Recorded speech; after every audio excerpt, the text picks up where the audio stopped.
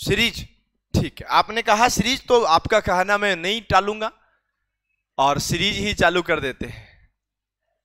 आप अगर कोई और टॉपिक बोलते तो मैं और चालू कर देता। अब सुनो भाई, ध्यान से समझना। सीरीज की बात करें ना तो कम से कम 3 या 4 या 5 क्वेश्चन, लगभग 3 तो मिनिमम मान के चलो बीएसटीसी पीटीटी में 3 क्वेश्चन। और आपके जो कंप्यूटर वाले हैं, आपके पिछले 2 एग्जाम में 9 क्वेश्चन सीरीज के आए हैं, एक एग्जाम में 7 और एक एग्जाम में 2, ऐसे करके टोटल 9 क्वेश्चन आए इस टॉपिक के। आप सोच लो कि आपके लिए कितना इंपॉर्टेंट टॉपिक होगा। और जिस एग्जाम में रीजनिंग आती है उसमें डेफिनेट ये टॉपिक आता है, इसका क्वेश्चन आता है, इसलिए बहुत इंपॉर्टेंट है। जितना तुम्हारे अंदर दिमाग है वो पूरा खराब करना है। जब तक दिमाग खराब नहीं होगा तब तक इस टॉपिक के प्रश्न आएंगे ही नहीं। अब ईमानदारी से बताना, दिमाग किस किस में है? किसी ने हाथ खड़ा किया ही नहीं। अरे दिमाग किस किस में है? अब हालांकि वैसे एक चीज और है, जिसमें दिमाग होता है उसको बताने की जरूरत नहीं होती, फिर भी अगर कोई बता रहा है इसका मतलब उसको डाउट है। पर कोई बात नहीं, तुम्हारे अंदर, सबके अंदर दिमाग है, पूरा खराब करना है। क्वेश्चन कैसे आएंगे वो याद रखना। सीरीज को अपन लोग हिंदी में बोलते हैं श्रृंखला, और श्रृंखला का मतलब होता है कंटिन्यू चलने वाली चीजें, ऐसे कंटिन्यू चलने वाले। ठीक है, आप इतना सा याद रखना कि श्रृंखला में 2 तरह के क्वेश्चन आएंगे। एक तो आएगी गणित वाली श्रृंखला और एक आएगी अंग्रेजी वाली श्रृंखला। अंग्रेजी की जो एबीसीडी होती है उसकी भी सीरीज बनेगी और गणित की भी सीरीज बनेगी। अंग्रेजी की एबीसीडी है ये इजी बनेगा क्योंकि 26 अक्षर होते हैं, 26 के बाद में 27वें पर वापस वही आ जाता है जो सबसे पहले आता है। इसमें जरूर थोड़ी सी बड़ी चीजें बनेगी। क्या क्या चीजें बनेगी वो सुनना आप। तो आपको सबसे पहली चीज तो याद रखनी है कि कोई भी श्रृंखला बनेगी ना, उस श्रृंखला में 3 से ज्यादा पद होंगे। इस बात का याद रखना, किसी श्रृंखला में 3 पद हैं तो वो श्रृंखला कभी भी सही नहीं मानी जाएगी। 3 पद तो होने, 3 से ज्यादा तो होने ही चाहिए, मिनिमम 3 पद होंगे। अब आपको क्या सर, मान लो 3 ही पद होंगे, सॉरी मैंने कहा कि 3 से ज्यादा होंगे। अब आपको क्या सर 3 से ज्यादा नहीं हो, मान लो 3 ही पद हो तो, या मान लो 2 पद हो तो देखो एक चीज भी याद रखना, जैसे मैंने यहां लिखा 1, 1 के बाद में 2, 2 के बाद में 4, 4 के बाद में 7। अब मेरे से पूछा कि आगे क्या आएगा, 1 2 4 7। आप बोलो क्या आएगा, क्या आएगा? 1 2 4 7 के बाद में कितना आएगा? 11 आएगा क्या? कैसे पता लगा इस चीज का कि देखो यहां 1 के बाद में 2 आया तो हमने मन ही मन में सोचा +1 हुआ होगा। 2 के बाद में 4 आया तो +2 हुआ होगा। 4 के बाद में 7 आया तो +3 हुआ होगा। अब तो तुम्हें पता लग ही गया ना कि आगे कितना होगा, +1 +2 +3, और अब क्या होना चाहिए? +4 होना चाहिए। और +4 होते ही यहां पर क्या आंसर आ जाएगा? लेकिन याद रखना कि ये क्वेश्चन ऐसा न हो करके यहां पर 1 आ जाए, यहां पर 2 आ जाए, यहां पर 4 आ जाए और अब ये पूछ ले। मैंने कहा कि 3 से ज्यादा पद होने चाहिए, इसमें 3 ही पद हैं। बोलो अगला पद कौन सा आएगा? मैं आपके विकल्प लिख देता हूं। पहला विकल्प लिखा मैंने 8 और दूसरा विकल्प लिखा मैंने 7। तीसरा विकल्प लिखा मैंने 12 और चौथा विकल्प लिखा मैंने नो डिफाइन। नो डिफाइन का मतलब होता है कि हम निर्धारित नहीं कर सकते, ज्ञात नहीं कर सकते। मान लो ज्ञात तो कर सकते हैं पर इतने ज्यादा उत्तर आ रहे हैं कि हम ये बता ही नहीं सकते कि सही कौन सा है। अब बोलो क्या आंसर आएगा? इधर वाला जो ये क्वेश्चन है ना, ये वाला क्वेश्चन, इसमें केवल इतना सा इसमें नीचे कॉपी पेस्ट कर दिया और तुम्हें यह भी बोल दिया कि देखो इसमें 7 है, वो 7 यहां पर भी है। अब आप उत्तर बताओ क्या आएगा, 7 आएगा कि 8 आएगा? है जी? आप लोग इतनी सीरियस सीरियस कैसे बैठे हो?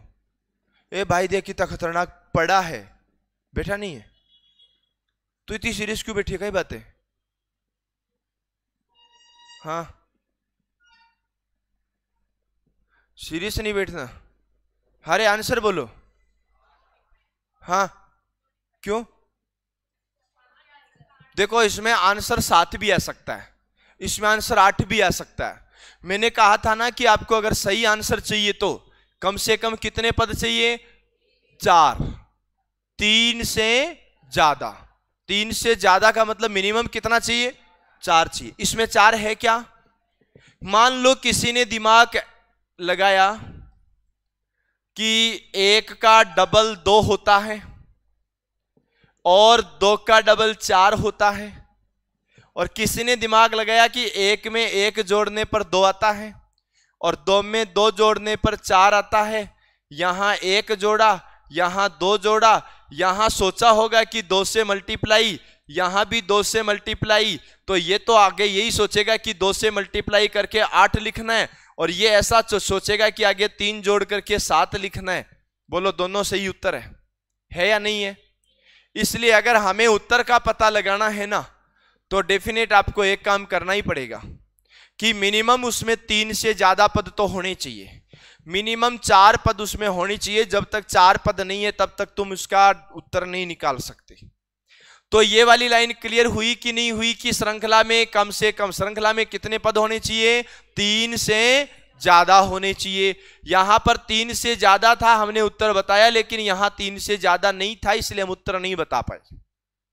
अब बात आती है कि यहां 2 टाइप के क्वेश्चन आते हैं। पहला टाइप इसमें आता है कि जहां पर लिखा होता है कि तुम अगला पद ज्ञात करो,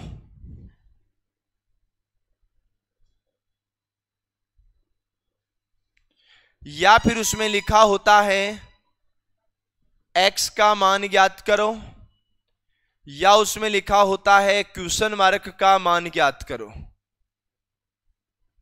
और दूसरा जो क्वेश्चन आता है ना उसमें लिखा होता है कि गलत पद का पता करो। गलत पद का पता करना, ये 2 ही टाइप के क्वेश्चन आते हैं और इसके अलावा कोई क्वेश्चन नहीं बनेगा। गलत पद का मतलब है कि ये सीरीज लिखी हुई आएगी 1 2 4 7 11 और इसमें गलती से 4 की जगह 5 लिख देंगे और बोलेंगे गलत कौन है बताओ, तो हम पता कर लेंगे कि वहां गलत कौन है। और एक अगला पद भी पूछ सकता है, x का मान भी पूछ सकता है। यह जरूरी नहीं है कि यहां 11 के बारे में पूछे, आपसे यह भी बोल सकता है कि बताओ यहां पर क्या आएगा इस जगह, यहां क्वेश्चन मार्क लगा देगा कि बोलो क्वेश्चन मार्क की जगह क्या आएगा, x लगा देगा x की जगह क्या आएगा, यह भी पूछ सकता है। तो तुम्हें ध्यान रखना है कि दोनों टाइप के क्वेश्चन हमें आने चाहिए। बोलो यहां तक कोई दिक्कत है क्या? अरे बोलो यस और नो, नो या यस? समझ में आया? आप लोग इतने धीरे क्यों बोल रहे हो? चक्कर क्या भाई? तो इतनी सीरियस क्यों बैठी है? तू इतने कहीं सोच रही है? हाँ हाँ भाई तू इतना सीरियस क्यों बैठा? ब्लॉक कर दिया किसी ने या रिसर्च खत्म हो गया? तो तू इतना सीरियस नहीं बैठना है, खासकर रीजनिंग के क्लास में क्या सीरियस बैठो? हाँ अपने घर पे लड़ाई होगी तो दहान दे इधर दे। हाँ हमारे इधर वरिष्ठ नागरिक, हाँ खुशी, आजकल तू बड़ी खुश रहती है। अब ऐसे नाम में कुछ नहीं है, आकाश नाम के लोग भी जमीन पर ही घूमे, टेंशन नहीं लेनी। अरे सुनो यहां तक ठीक है। अब देखो एक चीज और याद रखना, इसमें सबसे पहले जो आता है ना क्वेश्चन, वो आता है प्राकृत संख्या के ऊपर आधारित, या आप मान करके चले समांतर संख्या पर आधारित प्रश्न। कौन सी संख्या? समांतर संख्या। उसके बाद में आता है वर्ग और वर्ग के अंतर पर आधारित प्रश्न, यानी स्क्वायर और स्क्वायर के डिफरेंस। और उसके बाद में आता है घन और घन के अंतर पर आधारित, यानी क्यूब और उनके डिफरेंस, जिसको बोलते हैं घन का अंतर। उसके बाद में जो क्वेश्चन आते हैं ना वो आते हैं मल्टीप्लाई पर डिपेंड, गुणा पर। उसके बाद में जो क्वेश्चन आते हैं ना वो आते हैं मिश्रित क्वेश्चन, मिक्स क्वेश्चन पर। तो तुम्हें ये सब चीजें खुद को आनी चाहिए पहले से, तभी क्वेश्चन का आंसर आएगा, वरना नहीं आएगा। सबसे पहली बात यह है कि समांतर संख्या कौन सी होती है। और मिश्रित के बाद में एक नाम और आता है जिसका नाम होता है अभाज्य, अभाज्य पर आधारित प्रश्न। अभाज्य का मतलब होता है प्राइम नंबर या नॉन डिविजिबल नंबर, उनके ऊपर डिपेंड क्वेश्चन। ये सबसे पहले आपको पता होना चाहिए समांतर संख्या क्या होती है। समांतर संख्या का मतलब होता है जहां पर समान अंतर होता है। अब समान अंतर कहां पर होता है? जैसे हमने बोला 1 2 3 4 5 समान अंतर है, हमने बोला 2 4 6 8 10 12 समान अंतर है, हमने बोला 1 3 5 7 9 समान अंतर है, हमने 5 की टेबल बोली 5 10 15 20 25 30, यहां भी समान अंतर है। तो याद रखना समान अंतर में सबसे पहले आता है कौन सी संख्या? कौन सी संख्या? प्राकृत संख्या। प्राकृत संख्या को हम लोग इंग्लिश में क्या बोलते हैं? Natural number. नेचुरल नंबर का मतलब n से डिनोट करेंगे इसको। कोई बता सकता है नेचुरल नंबर कौन से होते हैं? नेचुरल नंबर किसको बोलेंगे हम लोग? हाँ हाँ जी, 1 से तो विषम संख्या भी स्टार्ट होती है। अच्छा 1 2 कोई बात नहीं बेटा, होता है, बड़े बड़े देशों में छोटी छोटी बातें होती रहती है। 1 2 4 6 ऐसा तो कोई संख्याओं का रूटीन होता ही नहीं है। हाँ सुनो भाई, प्राकृत संख्या वो होती है जो गणना में काम आती है। गणना का मतलब होता है काउंटिंग में। आप लोगों को अगर मैं काउंट करना चाहूं तो कौन सी संख्याएं काम में लूंगा? तो वही संख्याएं कौन सी संख्या हो गई? प्राकृत संख्या। जैसे मान लो मैं आपको काउंट करना चाहूं, मैंने यहां से स्टार्ट किया कि यहां से स्टार्ट करूं, मान लो कि 0, बाद में 1, फिर 2 3 4 5, ऐसे काउंट कर सकता हूं क्या? अरे आपको अगर मैं काउंट करना चाहूं कि आप क्लास में कितने लोग बैठे हैं, तो स्टार्टिंग कहां से करूंगा? 1 से स्टार्टिंग होगी। संख्याएं लगातार चलेगी कि बीच में छोड़ के चलेंगे? लगातार चलेगी। अब जैसे मान लो एक चीज और याद रखना, आप लोगों को अगर मैं काउंट करना चाहूं तो आप में से कोई मोटा इंसान है उसको भी मैं 1 ही काउंट करूंगा और छोटे को भी 1 ही काउंट करूंगा। ऐसा थोड़ी है कि काउंट करते करते पता लगा कि एक मोटा आदमी आ गया तो मैंने लिखा 1 2 3, उसके बाद में सीधा 7। हो सकता है क्या? बाद में पता लगा एक छोटा सा पतला सा आ गया, 7 के बाद में 8, 8 के बाद में 9, 9 के बाद में 9.10 या 9.25, ऐसा हो सकता है क्या? जैसे मैं यहां से करूं कि 1 2 3 4 5 5.25, ऐसा हो सकता है? नहीं हो सकता ना। अगर काउंटिंग करनी है तो काउंटिंग हमेशा कैसी चलेगी? सेम डिफरेंस में चलेगी। शुरू कहां से होगी प्राकृत संख्या? 1 से शुरू होती है। 1 से शुरू होने के बाद में हमेशा कैसी चलती है ये संख्या? धनात्मक का मतलब है प्लस में चलती है। ऐसा नहीं है कि मोटे आदमी को प्लस में काउंट करो और छोटे आदमी को माइनस में काउंट करो। मोबाइल चला लियो? दोनों ही चला रहे हो ना? फिर नीचे क्या देख रहा था? इसकी चैटिंग पढ़ रहा था? बेटा ध्यान रखो यार, कम से कम अपनी चैटिंग तो सही करो। ये पढ़ रहा है, कल ना ये फिर कहेगा सर ऐसी ऐसी बातें करता है। ध्यान रखा कर। छोटे मोबाइल रख दे, उल्टा रख। उल्टा है ना? हाँ फिर ठीक है। यह हमेशा धनात्मक चलती है, याद रखना। धनात्मक का मतलब क्या होता है? धनात्मक का मतलब होता है पॉजिटिव चलती है, कभी नेगेटिव नहीं आती। उसके बाद में याद रखना ये संख्याएं हमेशा लगातार चलती है। लगातार चलने का मतलब क्या हुआ?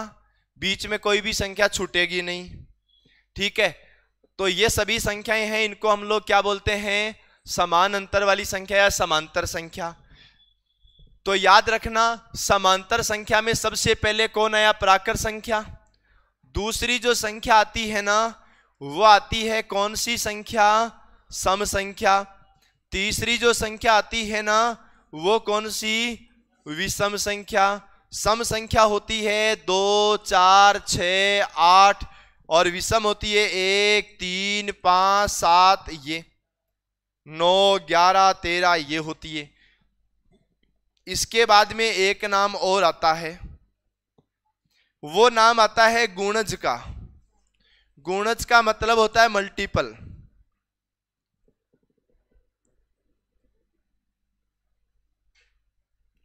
मल्टीपल की अगर हम बात करें ना, जैसे मान लो 7 की टेबल है, 7 आ गया, 7 के बाद में 14 आ गया, 14 के बाद में 21 आ गया, फिर 28 आ गया। ये इतनी सभी की सभी संख्याएं कौन सी संख्याएं होती हैं?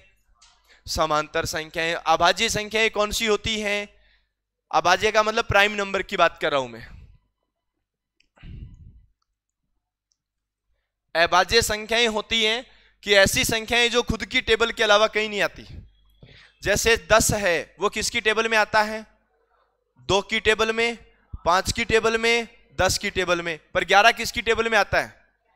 11 के अलावा कहीं नहीं आता। तो खुद की टेबल के अलावा कहीं नहीं आता, वो कौन होता है? अभाज्य संख्या। यह अभाज्य संख्या आपको शोधक याद रखनी पड़ेगी, ठीक है ना। अब शोधक अभाज्य संख्या याद रखोगे तो आप बोलते जाना, मैं लिखते जाऊंगा। अभाज्य संख्या याद रखना, 1 से लेकर के 25 तक अभाज्य संख्याएं होना, वो होती है कितनी? 9। 1 से लेकर 25 तक अभाज्य संख्याएं कितनी होती हैं? अब वो 9 संख्याएं कौन कौन सी होती हैं? बोलते जाना। सबसे पहले कहां से शुरू करोगे? 1 से कि 2 से? 1 से या 2 से? 1 से या 2 से? सबसे पहले अभाज्य संख्या आती है कितनी? 1 भाज्य भी नहीं होती और अभाज्य भी नहीं होती, याद रखना। 1 न तो भाज्य और न ही अभाज्य, 1 दोनों में काउंट नहीं होता है, समझ गए ना।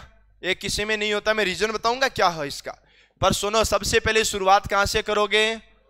2 किसकी टेबल में आता है?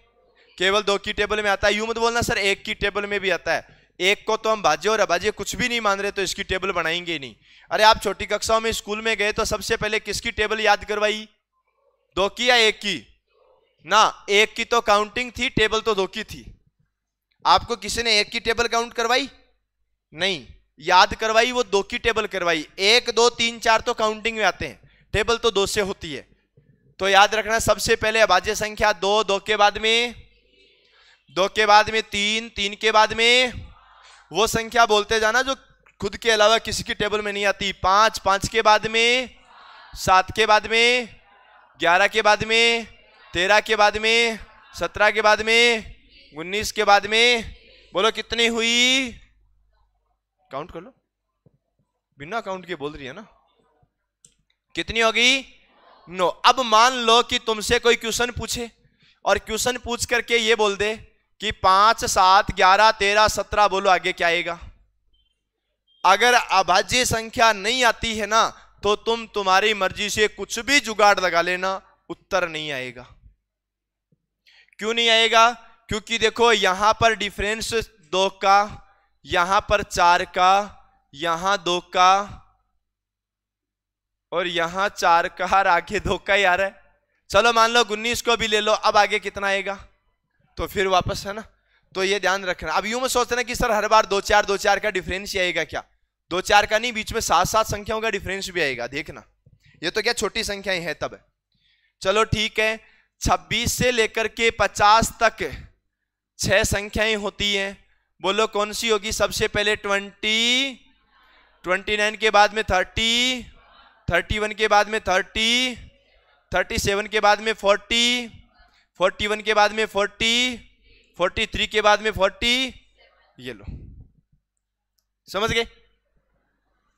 उसके बाद में 51 से लेकर के 75 तक वापस कितनी आती है? 6 संख्या। क्या हुआ? कौन बोले?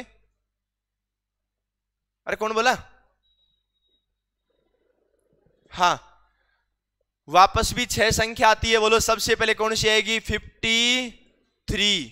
53 के बाद में 50, 59 के बाद में 60, 61 के बाद में 60, 67 के बाद में 70 और 71 के बाद में 70। कोई दिक्कत? उसके बाद में आता है 76 से लेकर 100 तक, यह आता है 4 संख्याएं। 73 के बाद में कौन आएगा? 79। 79 के बाद में कौन आएगा? 83। 83 के बाद में 89 और 89 के बाद में 97। ऐसे करके ये टोटल कितनी संख्या हो गई? 25। आपको मान लो ये बता दे कि 67, 71, 73, 79, 83, बोलो आगे क्या आएगा? तो इसमें फिर ध्यान रखना है कि 67 से ये 4 का डिफरेंस है, ये 2 का डिफरेंस है, ये 6 का डिफरेंस है, ये 4 का डिफरेंस है। 4, 2, 6, 4 अलग अलग आ रहे हैं ना। अब बोलो कितने का आएगा? कोई आइडिया नहीं है। अगर ये ऐसा होता ना 4, 2, 4, 2, फिर हम बोल देते 4, 2 का आगे आएगा, पर अब क्या आया कि 4, 2, 6, 4, तो डिफरेंस वाले से तो होएगा ही नहीं। अब नहीं होगा तो सीधी सी बात है कि हमें भाज्य और अभाज्य के बारे में पता होना चाहिए। पता है तो ही कर सकते हैं, वरना नहीं कर सकते। ये ध्यान रखना है। तो याद रखना ये अभाज्य संख्याएं हैं। ये पीडीएफ आपके ग्रुप में मैं अभी डाल दूंगा, ठीक है ना? हाँ, और आज हम इतना ही पढ़ेंगे रीजनिंग के बारे में। कल हम इस टॉपिक को आगे बढ़ेंगे, पर अभी जाना नहीं है किसी को।